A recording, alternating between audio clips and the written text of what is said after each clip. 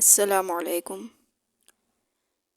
یہ تقریباً 2500 سال پرانی بات ہے کہ ملک یمن پر اسد طبان حمیدی نامی ایک بادشاہ کی حکومت تھی۔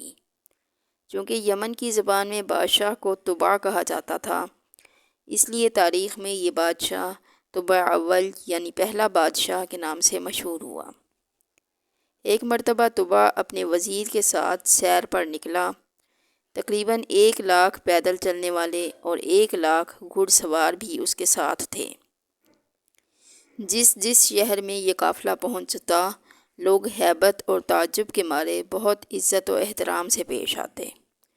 اس سفر کے دوران طبع ہر شہر سے 10 علماء کو چن کر اپنے قافلے میں شامل کر لیتا۔ یوں کئی شہروں کی سیر کے بعد تقریباً 4000 علماء طبع کے قافلے میں جمع ہو گئے۔ جب یہ قافلہ شہر مکہ پہنچا تو وہاں کے لوگوں نے ان کا ذرا بھی استقبال نہ کیا، جس پر طبع کو بہت غصہ آیا۔ اس نے وزیر کو بلا کر اس کی وجہ پوچھی تو وہ بولا، بادشاہ سلامت، یہاں کے لوگ بہت عجیب و غریب ہیں۔ اس شہر میں ایک عمارت ہے جس کا نام کعبہ ہے۔ یہ لوگ اس عمارت میں شیطان اور بتوں کی پوجا کرتے ہیں۔ یہ سن کر طبع نے دل ہی دل میں فیصلہ کیا کہ وہ مکہ کے آدمیوں کو قتل کر کے عورتوں اور بچوں کو قیدی بنا لے گا اور کعبہ کو بھی گرا دے گا، اور پھر کعبہ کا نام خیروا یعنی ویران جگہ ہو جائے گا۔ اللہ کی قدرت یہ ہوئی کہ یہ خیال آتے ہی طبع کے سر میں شدید درد شروع ہو گیا، اس کی آنکھ، ناک، کان اور منہ سے بدبودار پانی بہنے لگا، جس کی وجہ سے طبع کے پاس ایک لمحے کے لیے بھی ٹھہرنا کسی عذاب سے کم نہ تھا۔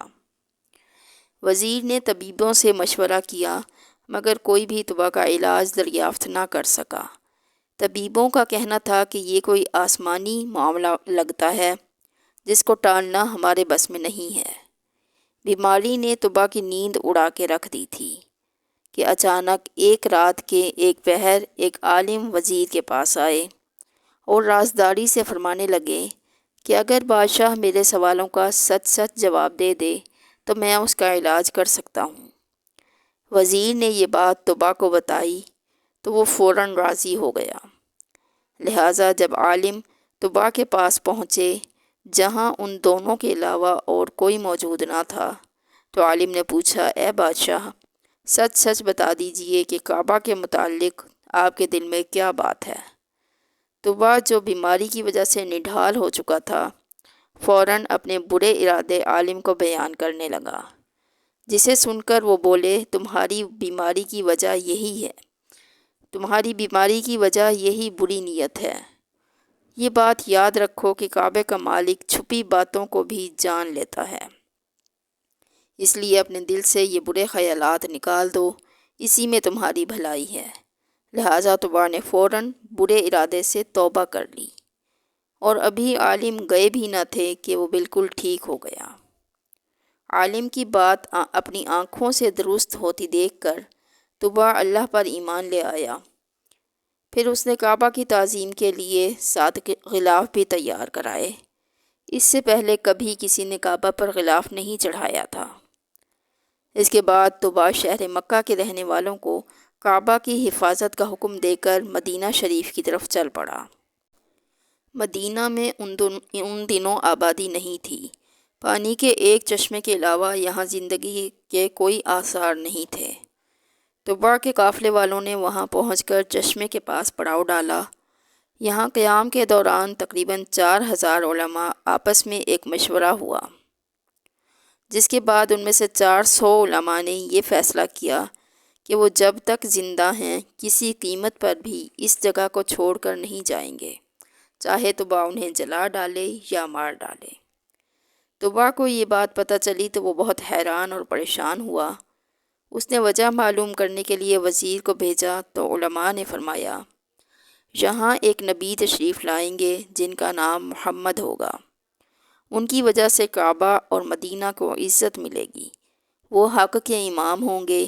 ان کی ولادت شہر مکہ میں ہوگی اور ہجرت سے وہ مدینہ کو نوازیں گے۔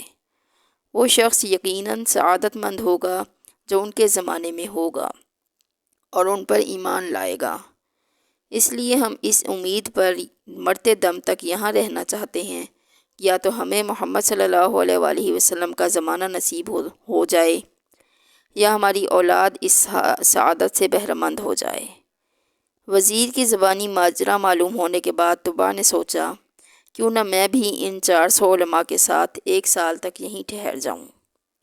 ہو سکتا ہے اس عرصے میں محمد صلی اللہ علیہ وآلہ وسلم کا دیدار نصیب ہو جائے۔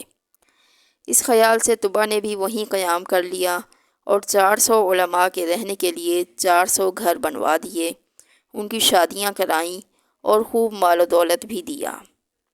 1 سال انتظار کے بعد جب طباء کا وہاں سے جانے کا ارادہ ہوا تو اس نے بارگاہ رسالت میں پیش کرنے کے لیے ایک خط لکھا، جس کا عنوان اور مضمون کچھ یوں تھا: طباء الاول حمید بن وردہ کی طرف سے 2 جہانوں کے رب کے رسول اور سب سے آخری نبی محمد صلی اللہ علیہ وآلہ وسلم کی طرف۔ اے محمد، میں آپ پر اور قرآن پاک پر ایمان لاتا ہوں، آپ کے دین اور سنت کو اپناتا ہوں۔ اگر میں آپ کی صحبت کا شرف پانے میں کامیاب ہو گیا تو یہ مجھ پر میرے رب کا انعام ہوگا، اور اگر یہ سعادت مجھے نہ مل سکی تو آپ قیامت کے دن میری شفاعت کریں گے۔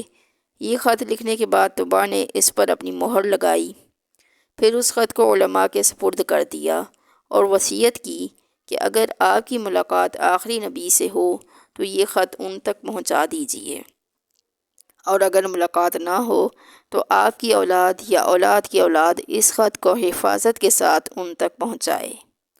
اس کے بعد طباء مدینہ منورہ سے ہند کے شہر غلزان چلا گیا اور وہاں اس کا انتقال ہو گیا۔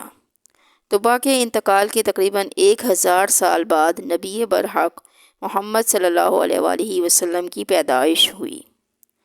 آپ نے مکہ سے مدینہ ہجرت کی۔ اس ہجرت میں مسلمانوں کی مدد کرنے والے مدینہ شریف کے مسلمانوں کو انصار کہا جاتا تھا۔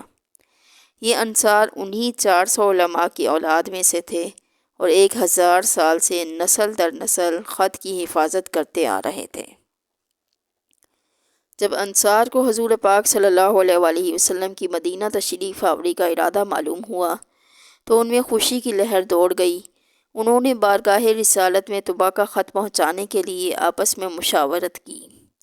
چنانچہ وہ خط ابو لیلہ انصاری نامی ایک شخص کے سپرد کیا گیا جو بعد میں ایمان لے آئے تھے۔ ابو لیلہ انصاری خط کو لے کر مکہ پہنچے اور نبی پاک صلی اللہ علیہ وآلہ وسلم کی خدمت میں حاضر ہوئے۔ آپ نے نبی پاک صلی اللہ علیہ وآلہ وسلم سے پوچھا، کیا آپ محمد ہیں؟ فرمایا، ہاں میں ہی محمد ہوں۔ یہ سن کر ابو لیلہ انصاری نے ایک تھیلا کھولا اور بادشاہ کا تقریباً 1000 سال پرانا مہر لگا ہوا خط بارگاہ رسالت صلی اللہ علیہ وآلہ وسلم میں پیش کر دیا۔ نبی اکرم صلی اللہ علیہ وآلہ وسلم نے حضرت ابو بکر صدیق رضی اللہ عنہ کو خط پڑھ کر سنانے کا حکم دیا۔ جب خط سنا دیا گیا تو آپ صلی اللہ علیہ وآلہ وسلم نے 3 مرتبہ فرمایا کہ نیک بھائی کو خوش آمدید۔ اس کے بعد آپ نے ابو لیلہ انصاری کو مدینہ کی طرف لوٹ جانے کا حکم دیا۔ کچھ عرصے بعد جب آپ صلی اللہ علیہ وآلہ وسلم مدینہ تشریف لائے تو ہر قبیلہ چاہتا تھا کہ حضور پاک صلی اللہ علیہ وآلہ وسلم ان کے ہاں قیام فرمائیں، مگر آپ نے فرمایا، میری اونٹنی کو چھوڑ دو، جہاں خدا کا حکم ہوگا یہ وہاں رک جائے گی۔ چنانچہ اونٹنی چلتے چلتے صحابی رسول صلی اللہ علیہ وآلہ وسلم حضرت ابو ایوب انصاری کے گھر کے آگے رک گئی۔ حضرت ابو ایوب انصاری انہی علماء کی اولادوں میں سے تھے جنہوں نے طباء کی اصلاح کی تھی، اور آپ کا مکان بھی وہی تھا جو طباء نے خاص کر آخری نبی کے لیے بنوایا تھا۔